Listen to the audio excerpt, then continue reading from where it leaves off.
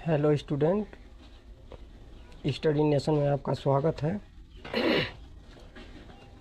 आज हम ancient history का तीसरा टॉपिक पढ़ेंगे, जिसमें कुल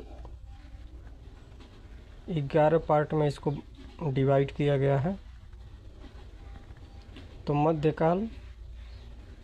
मध्यकाल होता क्या है? मीसोलिथिक एज, इंग्लिश में इसको मेसोलिथिक एज बोला जाता है।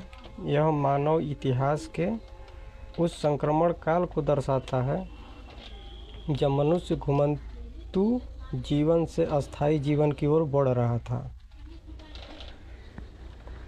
पहले हमने देखा है इसके पहले क्लास में कि पहले के जो मानव थे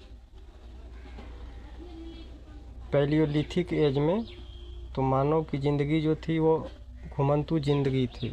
जैसे एक जगह से दूसरे जगह तक वो घूमते रहते थे। लेकिन मध्य काल में, मेसोलिथिक काल में, अब घुमंतू ज़िंदगी की ओर से अस्थायी जीवन की ओर बढ़ रहा था। यानी लोग अब एक जगह रहकर अपना जीवन व्यतीत कर रहे थे। तो इसका फर्स्ट टॉपिक हम देखते हैं यहाँ, परिचय।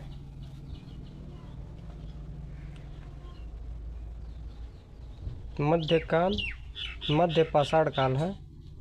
मध्य पाषाण काल पूरा पाषाण काल के बाद और नव पाषाण काल के पूर्व का काल है। यह काल लगभग 10,000 ईसा पूर्व से 6,000 ईसा पूर्व तक चला। इसे सूक्ष्म पाषाण काल, माइक्रोलिथिक एज भी कहा जाता है। इस काल में जलवायु अपेक्षाकृत गर्म आर्द्र हो गई। हिम युग का अंत हो गया। मनुष्य ने अपने जीवन में कई महत्वपूर्ण परिवर्तन किए और नई तकनीकी का विकास किया।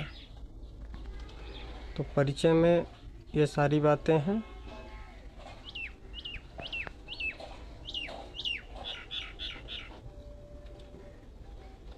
इसको सूक्ष्म पाषाण काल बोला जाता है। इसका जो टाइम एज है 10,000 से 6,000 ईसा पूर्व है।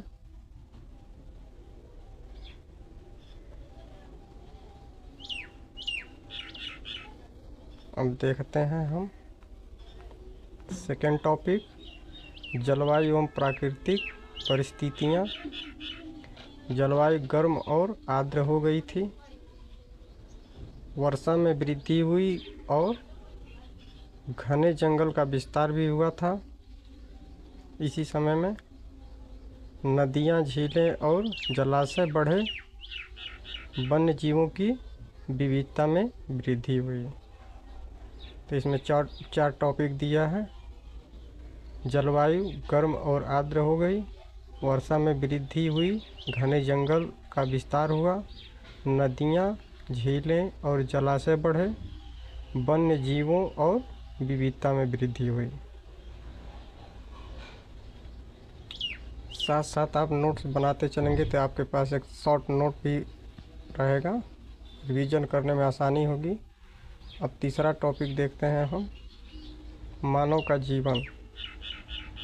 इनका निवास स्थान जो था गुफा, चट्टानों की ओट, वृक्षों के नीचे या अस्थायी झाड़ियाँ थी जिसमें निवास करते थे। भोजन में शिकार, मछली पकड़ना, फल, कंदमूल, शहद, जंगली अनाज इत्यादि एकत्र करते थे। तो इनका जो भोजन का स्रोत था शिकार था, मछली पकड़ना, कंदमूल, शहद, जंगली अनाज इत्यादि एकत्र करते थे और खाते थे। वस्त्र पशुओं की खाल एवं पेड़ों की छाल से बने वस्त्र पहनते थे। सामाजिक जीवन छोटे छोटे समूह कुल में परिवार होता है, छोटा परिवार के रूप में रहते थे। समूह का नेतृत्व अनुभवी व्यक्ति करता था।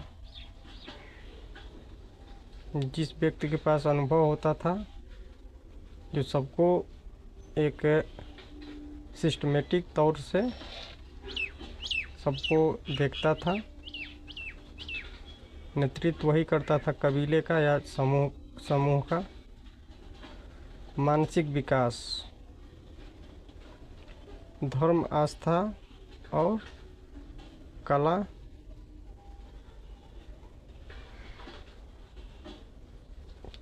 और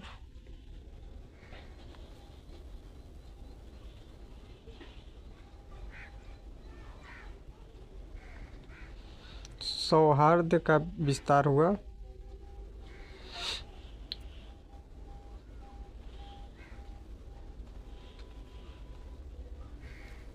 अब औजार उपकरण के बारे में चौथा टॉपिक दिया है।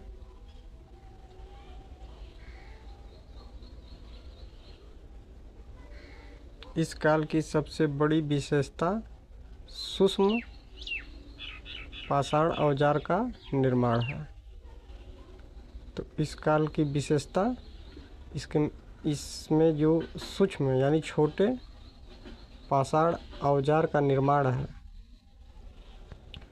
पत्थरों को छोटे छोटे टुकड़ों में तोड़कर उनमें नुकीले औजार बनाए जाते थे।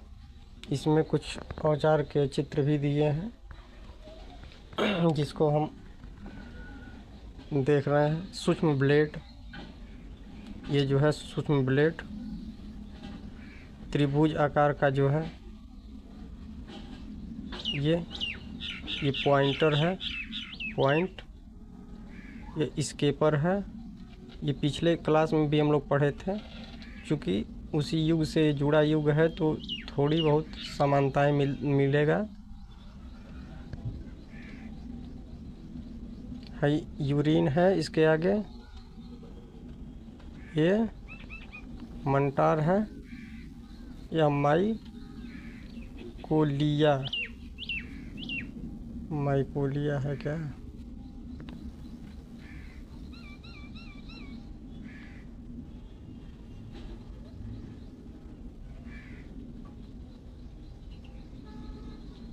माइकोलिड है।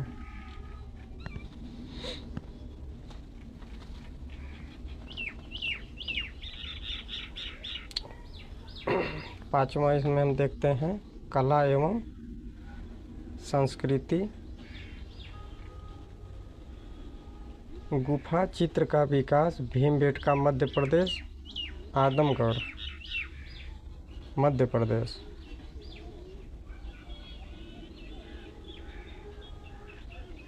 ये पंचमढ़ी आदि स्थानों की गुफाओं में चित्र मिलते हैं।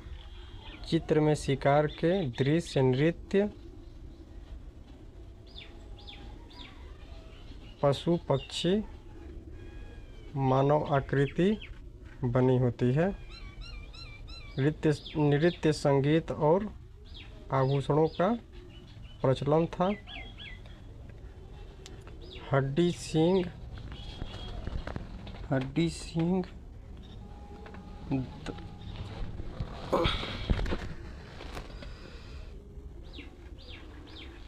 शंख, दांत से आभूषण एवं सजावटी वस्तुएं बनते थे।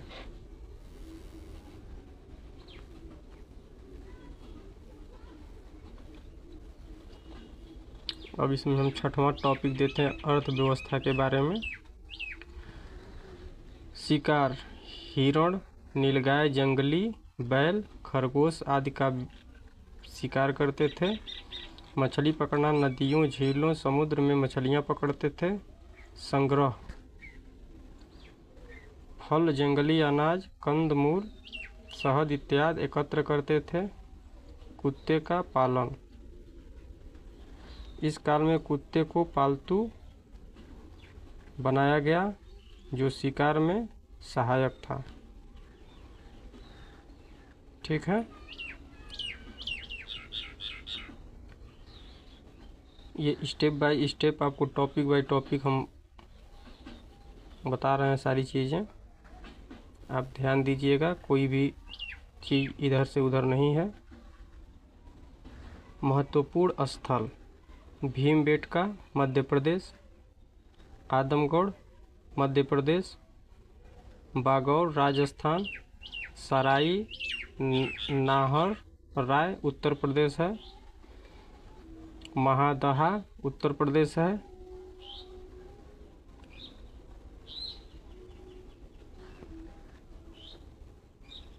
ये लंग नाज गुजरात में है,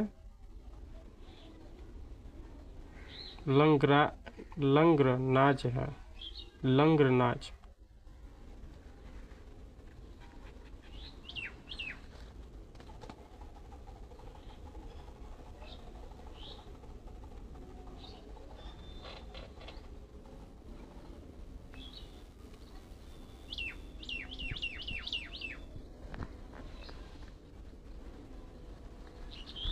लंधनाज गुजरात।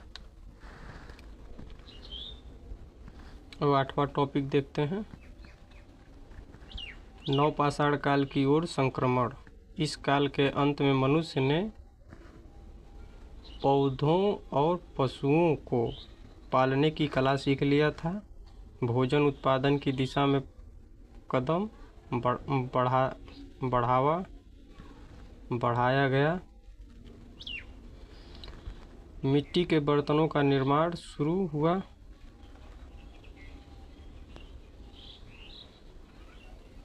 मानव धीरे धीरे अस्थायी जीवन और कृषि की ओर अग्रसर हुआ। इस प्रकार यह काल पूरा पाषाण काल और नवपाषाण काल के बीच सेतु का कार्य करता है। इस प्रकार यह काल पूरा पाषाण काल और नवपाषाण काल के बीच सेतु का काम करता है। ठीक है,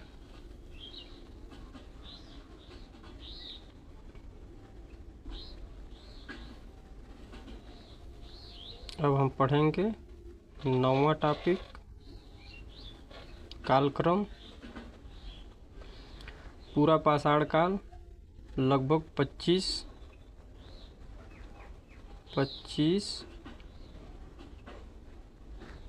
लाख ईसा पूर्व से 10,000 ईसा पूर्व। मध्य पाषाण काल जो है 10,000 ईसा पूर्व से 6,000 ईसा पूर्व। नवपाषाण काल 6,000 ईसा पूर्व से 3,000 ईसा पूर्व। तो ये टाइम पीरियड है, टाइम लाइन या टाइम पीरियड बोल सकते हैं इसको। अब 10वां टॉपिक है, मध्य पाषाण काल की प्रमुख विशेषता। सूक्ष्म पाषाण औजार का निर्माण, शिकार, मछली पकड़ना और संग्रह प्रमुख व्यवसाय। गुफा चित्र कला और कला का विकास, कुत्ते का पालन और समूह में जीवन। ये इसकी विशेषता थी कि सूक्ष्म पाषाण औजार का निर्माण हुआ था, शिकार, मछली पकड़ना और संग्रह प्रमुख व्यवसाय था।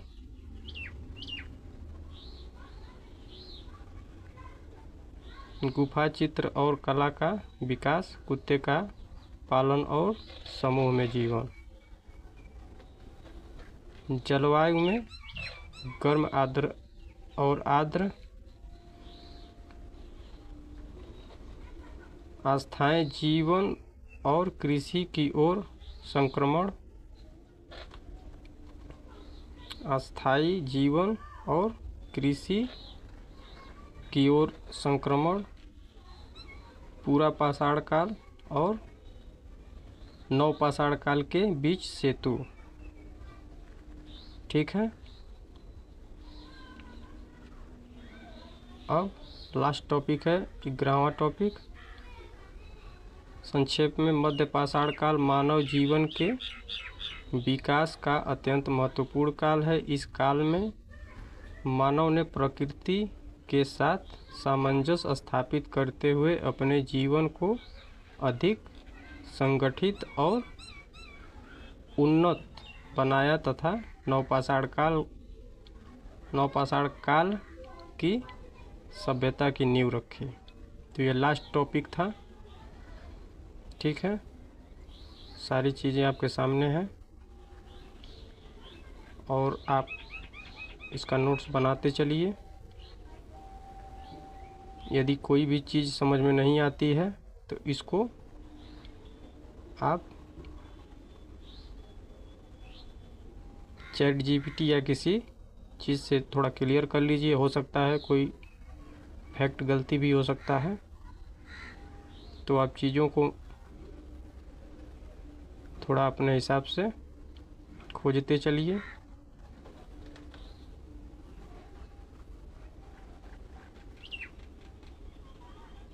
सारी चीज़ें आपके सामने हैं। आप चाहेंगे तो एक शॉर्ट नोट बना सकते हैं।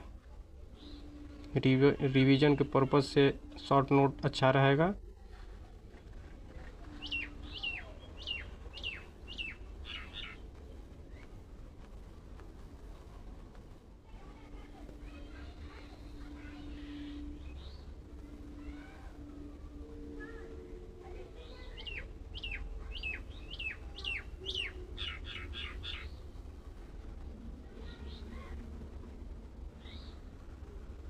ठीक है, थैंक यू स्टूडेंट।